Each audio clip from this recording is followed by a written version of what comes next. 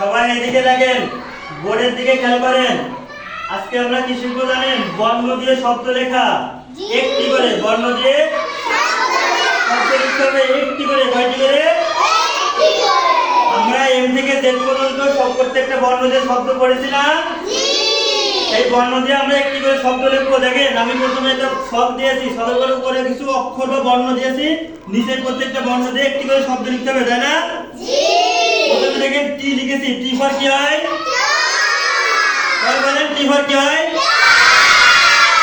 বলেন কি? তারপরে দেখেন ইউ লিখেছি। ইউ ফর কি হয়?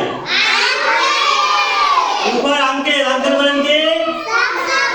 আঙ্কেল বলেন কি? U N. তারপরে দেখেন ভি আছে। ভি ফর কি হয়? সবাই বলেন ভ্যান। বলেন কি? V N van. তারপরে দেখেন ডাব্লিউ লিখেছি। ডাব্লিউ ফর কি পড়েছি আমরা? ডাব্লিউ ফর কি হয়?